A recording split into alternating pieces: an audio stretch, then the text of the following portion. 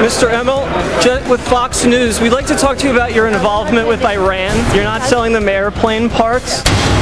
Calls for GE boss Jeffrey Immelt to be fired in the wake of the federal government saying General Electric committed fraud.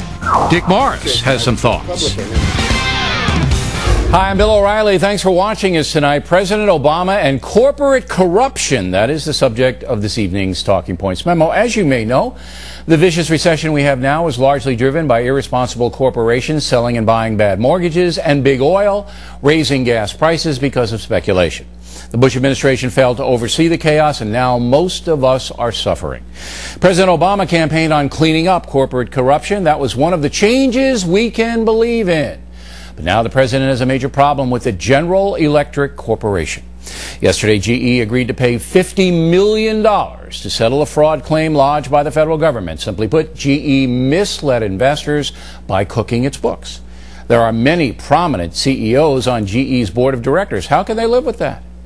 Today, the Free Enterprise Project is calling for GE CEO Jeffrey Immelt to be fired.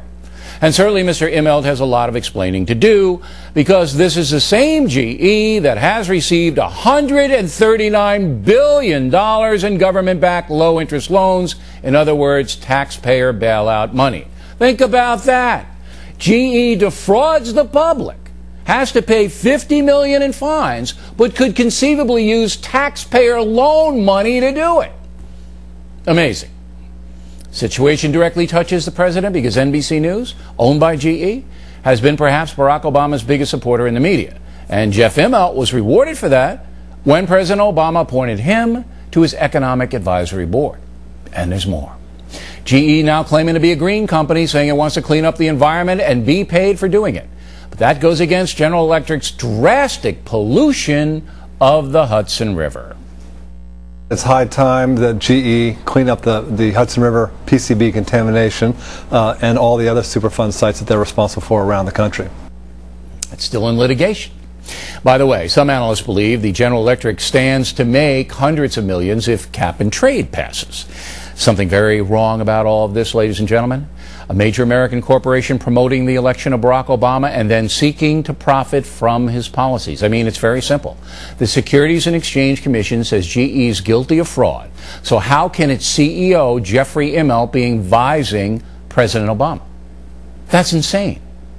It is long past time for the federal government to stop the nonsense and begin policing corrupt corporations. There is nothing the feds can do about a news organization promoting a political candidate, but to reward that corporation with government contracts after the fact is flat out corrupt.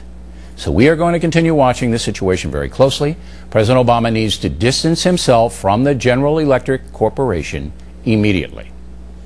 And that is a memo. Now for the top story tonight, let's bring in crack political analyst Dick Morris, the author of the big bestseller Catastrophe, a good summer read setting you up for a very intense political season in the fall. Making any mistakes? No, I think you're exactly right. I think that the whole, once you had news organizations that were owned by commercial entities, not like News Corp that owns Fox, that's a news organization, but somebody that makes refrigerators owning a TV station. Right. It sets up a possibility of federal payments to that corporation that could incentivize the network to give him favorable coverage. Do you think that's what happened with General Electric? I don't think that Immelt ever picked up the phone and spoke to somebody at NBC and said, I want you to give Obama positive coverage.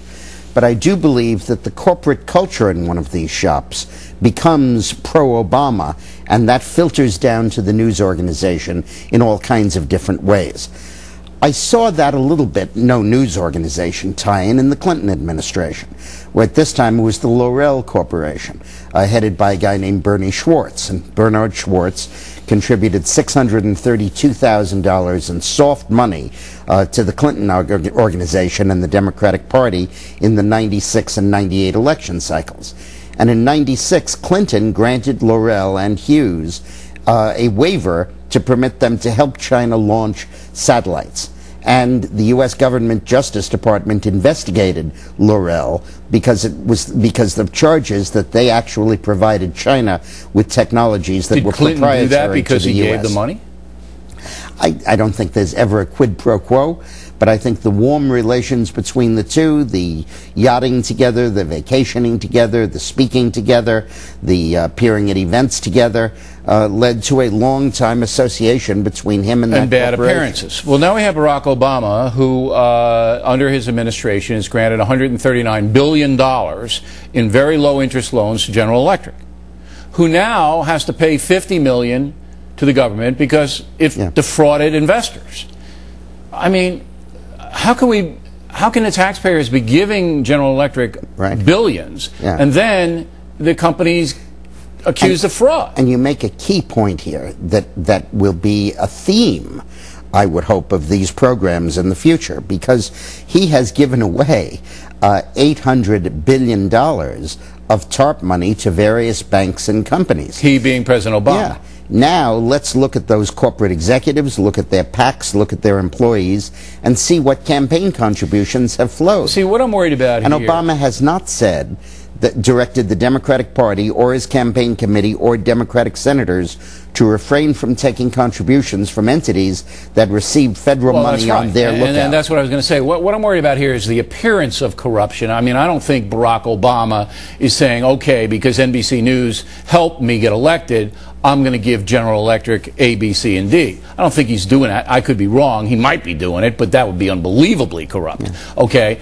But the appearance is that you can now buy government contracts. General Electric can buy government contracts, cap and trade, whatever it may be, if you support the winner of the election. This also goes back to the Bush and Cheney administration. We have a chapter in Fleece, the book before catastrophe, about Halliburton, where Cheney retained a financial relationship with Halliburton.